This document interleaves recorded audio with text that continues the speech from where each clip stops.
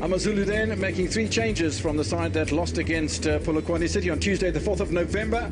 Tariq Feelies in the starting lineup in the place of Keegan Allen. Liam Byrne makes his full debut, the Cape Town Spurs 22-year-old, in the place of the injured Mbanjwa in the holding midfield role. And Elmo Kumbindu, the former Chippa United Namibian, comes in for his first start of the season. There's no place for Thando Nkosi and Gwenya, the Zimbabwean. Siwelele making 2 changes coming into this one. Khapi Moralo and Christian Siwelele in the midfield, taking the place of Gampani Lungu and Maliel Pule. Pule is on the bench. Lungu not in the starting lineup today. Watch out for Zaviwe Magidigi, because he's got 4 goals so far this season. The 20-year-old who was formerly at Ubuntu Cape Town FC. The pitch looks in good nick. The weather conditions are conducive to the playing of good football. It's always a little humid in Durban, but nothing outrageous today. Free kick here for Siwelele, the first of the match. Foul committed by Nkosikona Radebe on Rapu, and it's a good take from Darren Johnson.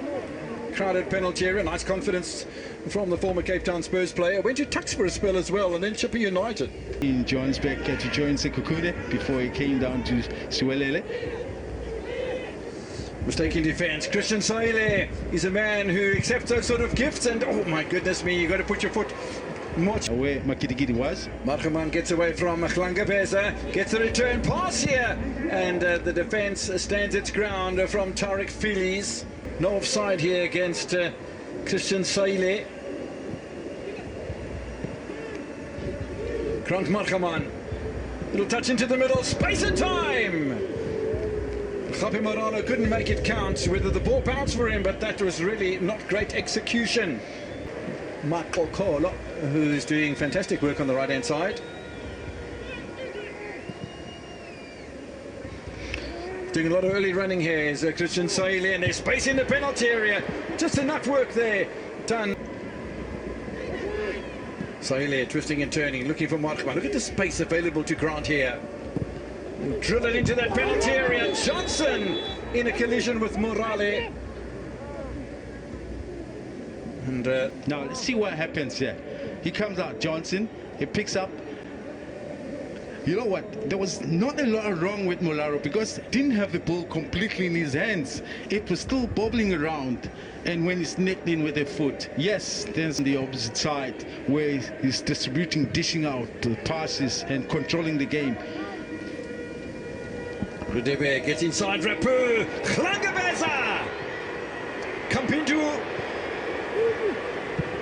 Makokolo loses patience, and I think maybe a little touchback. Sometimes we criticize strikers for taking it. He broke through, and I thought he was pretty much in a position where he can very easily picks up here, but instead he decides to bring it across to Kambindu.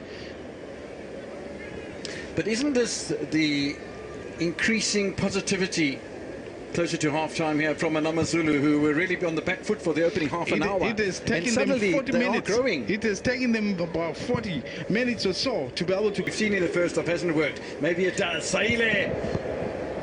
And I'll tell you what, Tariq Feelies did a good job. He was looking one way and then the other, and I think eventually Johnson coming up with a good save against the Congolese striker. Now there's a chance here for Makokolo. No offside flag. Second goal of the season in the Betway Premiership for Makokolo, scored in a loss against Magesi in the Carling knockout, scored the winning goal against Chippa United in a... They're a plan B for Coach Siema to be able to hold this turning tide against him, and obviously Coach Siema will be very disappointed.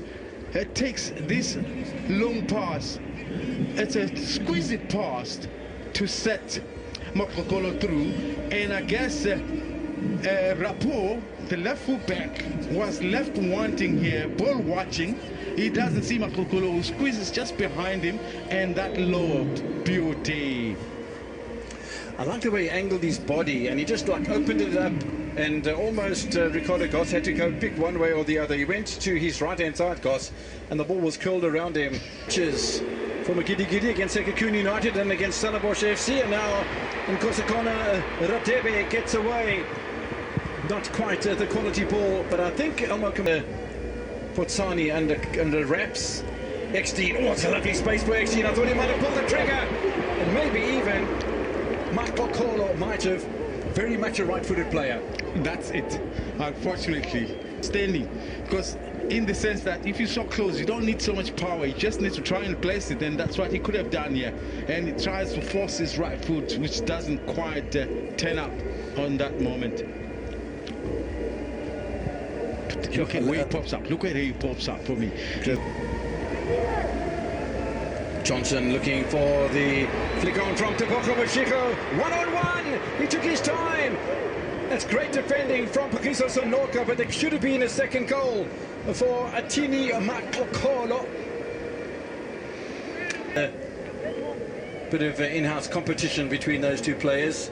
Malele Pule with a nice touch as well, and Magidi Gidi, who's had a quiet second half so far, finds Marhaman. Potsani. It's a good block from Klangabeza.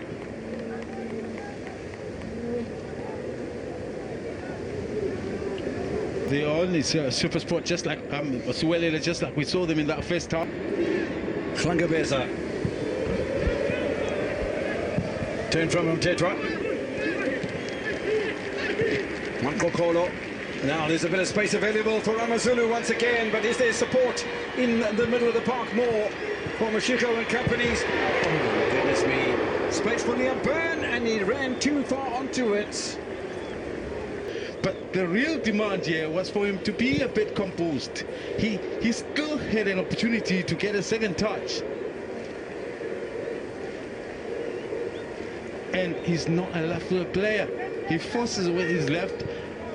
Here the partisan crowd hold their collective breath, and that was the right option, but not quite the right delivery. Number of young stars at Kai's Chiefs to develop into the first team, so he's going by that value. Malcolm gives the ball away, and the defense is under pressure here. More than that, a mistake by Grant Malcolm. Amazulu pull the trigger for the second time, and for the second time in the match we see that celebration from Atini Makokolo.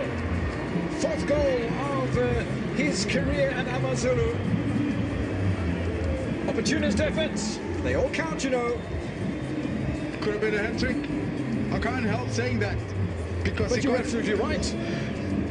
Because it was a similar opposition opportunity for management, directors, and everybody else, including Mr. Zungu, for the work, great work done in bringing this team once again. Now, Markaman, as he tries to pass this ball through here, can't give it away. Again, one pass. And Makele here, he's hoping to use his weight, but misses that shoulder charge to put Makokolo off.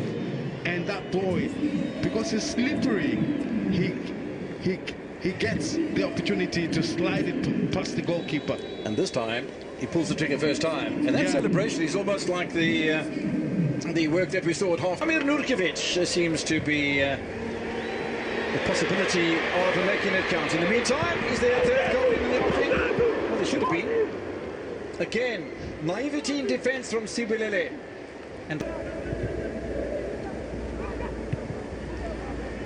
Klangabeza. If it hadn't been for the two goals by Makokolo, there might have been a player of the match award for Klangabeza. And Falazi is going to have to get a wriggle on here. Does get a wriggle on. Quality ball in towards Nurkovic. It is a quality ball too. Didn't quite get the purchase on the swing.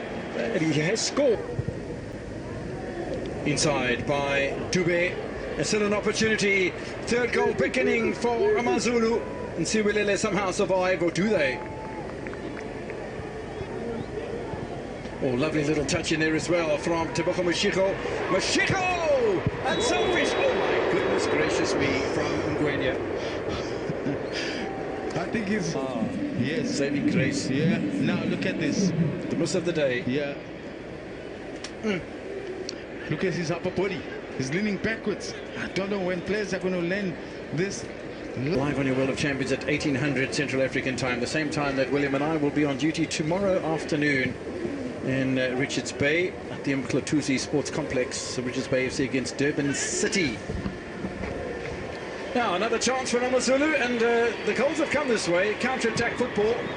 It doesn't quite reach it. Offside flag stayed down.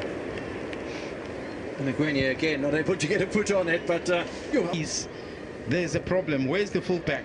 Nowhere. And that's how the ball gets played in. And Ngwenya here, a little shot in just straight. Late corner for Siwelele. And yeah, Jurkovic with a challenge on Johnson. They'll get a free kick, I think. Or Darren. The referee's not going to allow